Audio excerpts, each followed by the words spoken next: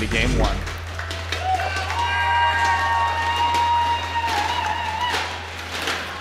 In the top left-hand corner, a Pro League monster looking for an individual championship. From Seoul, it is Trap!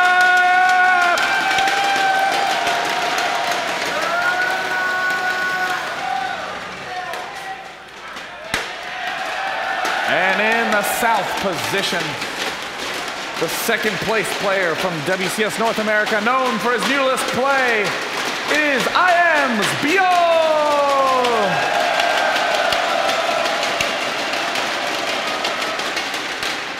Byul has been waiting for this moment so long. He's been in Challenger League for a very long time, and he finally got his big break. He got into Premier League, and look at how far he's gone already. This guy has a brilliant future.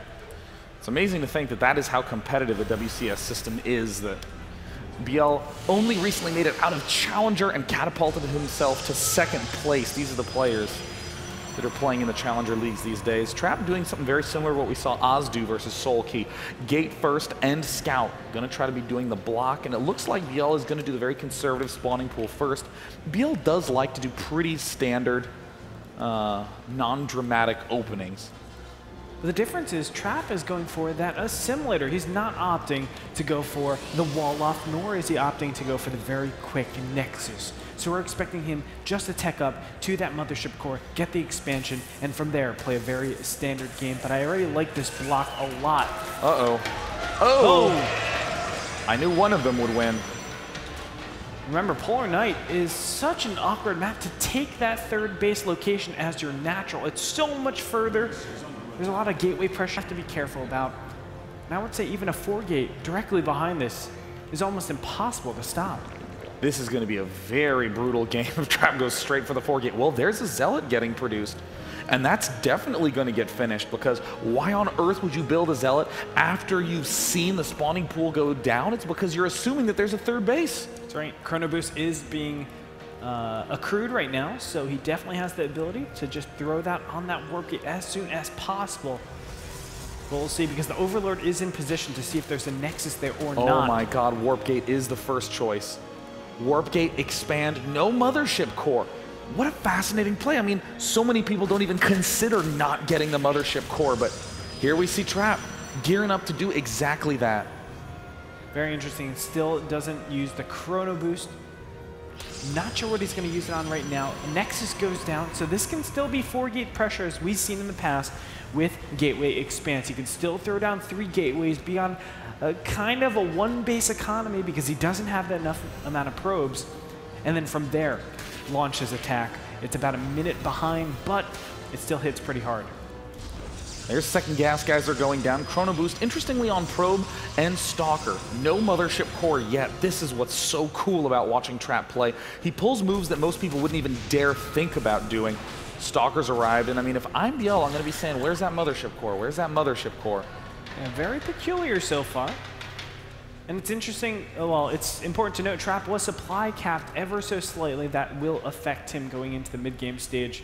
It's very slight, but he is starting to move out on the map. Still, no form of tech chosen just yet. All of his gas is being directed to that mothership core and units. 2 Stalkers out in the field, a Zealot, and now we have an Assault on the way. Oh, 2 gateways going down. Byul spots it immediately. Stalker is there to kill off the Queen. Sentry is en route. This is a very interesting type of attack from Trap. He's getting out a lot of gateway units while still not delaying his gateway warp gate tech. Byul is going to try to surround this, but this is excellent predictive controlling by Trap. Byul still gets the surround, but not before losing a good chunk of units. Still a good trade for Byul. You want to limit that count as much as possible so the probes can't run freely all over the place. That's where things get out of hand. But there is a probe already out on the map. Byul doesn't know about it just yet, but a robotics facility is going to be put down. A roach horn is going to be placed as well. So we are going to see some high aggression in the first game here.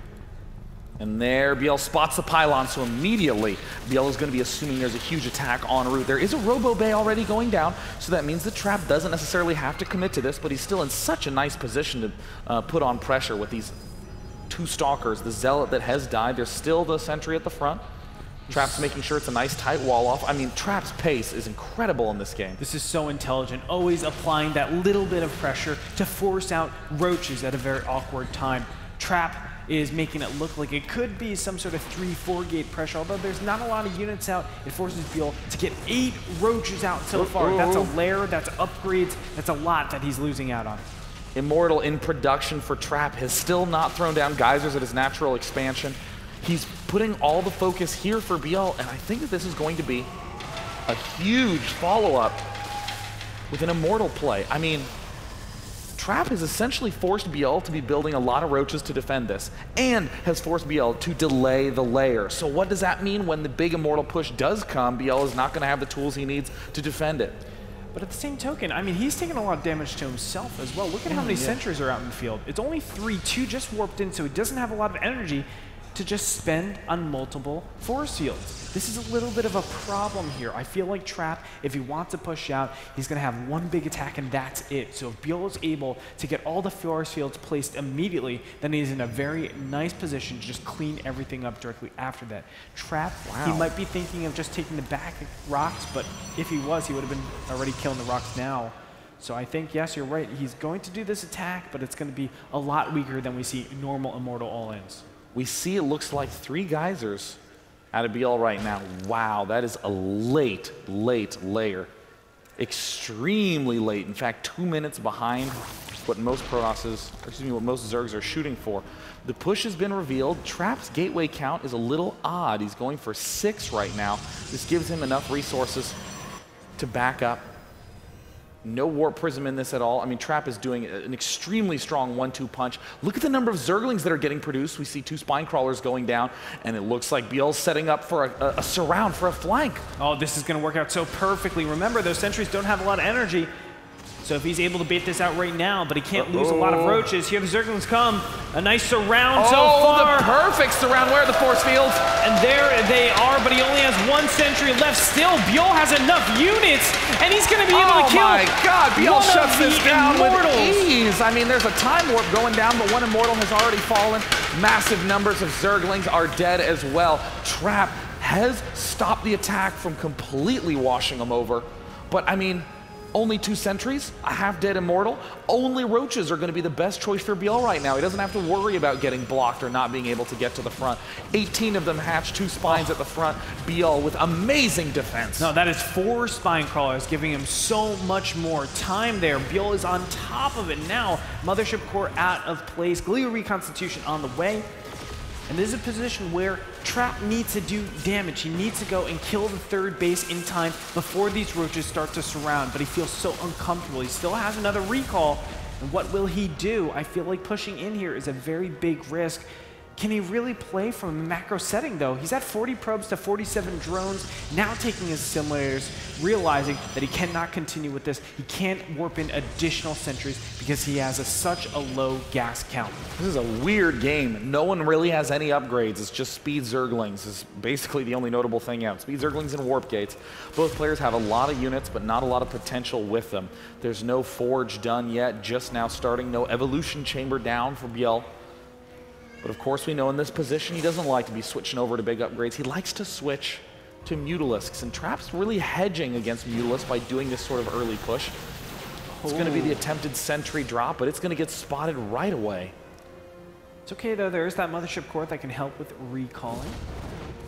It's out on the map, nicely done by Byul. He is mounting an assault, but does he back up from here? This is a really risky position because obviously doesn't want to be blocked in. That's 6 gateways. He still has units going over the ramp to make sure no shenanigans happen.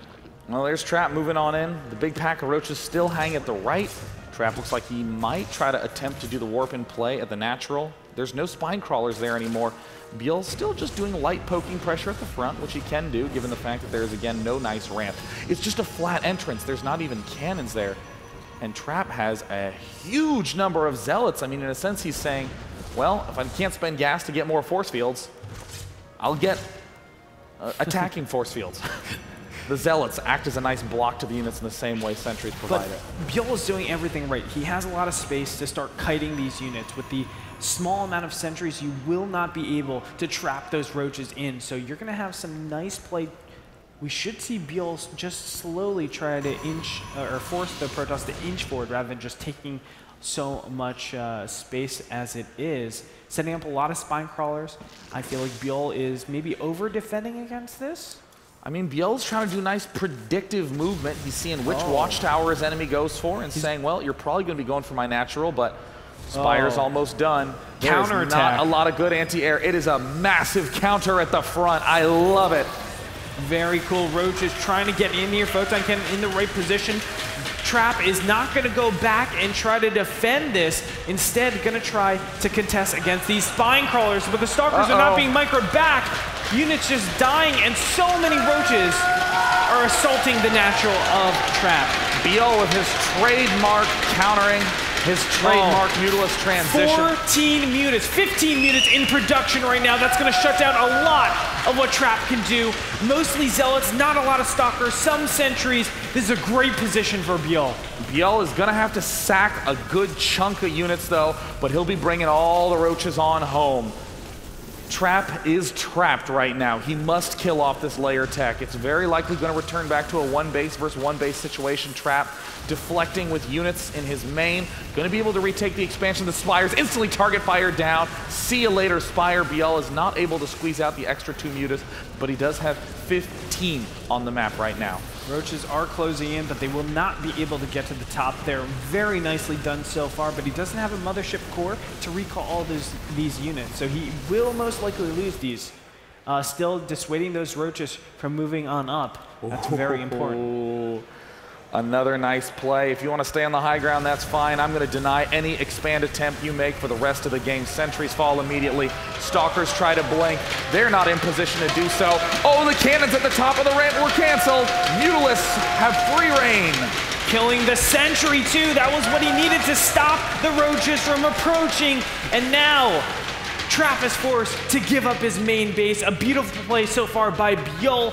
But what can he do from here? He only has this third base. There could be a kind of a risky situation with only 4 spine crawlers in this position. But any Stalker that Trap loses will be, it'll be instrumental for Byul winning this game. This is a painful map to base trade on as Protoss. Spine crawlers trying to poke down the Sentries, trying to make sure that they don't get too high on the energy. Right now in the Army tab, we see that it is hugely favoring Zerg. I think that this is the ticket Byul is banking on. Byul may very well just expand on top of Trap's carcass up on the top. That will be the best way. I mean, Trap doesn't have mobility at all. If you look at the Army tab, it is 41 supplied to 94 in favor of the Zerg. 4,000 minerals, 2,000 gas against 2,000 minerals, and 1,000 gas for the Protoss. I don't know how Trap can do this. Ooh, Byul picks off. It looks like the final probe. No probes on the map. No ability to produce probes on the map. It's going to be an easy elimination win for Byul. It's just going to come down to this. Trap is... Excuse me. Trap is not rebuilt in his base. The pylon is shown over here. The Muta darting over there. And ladies and gentlemen, we're not even going to have a final fight. Because Byul's going to eliminate him. Up at the top side. Pylon going to go down. GG!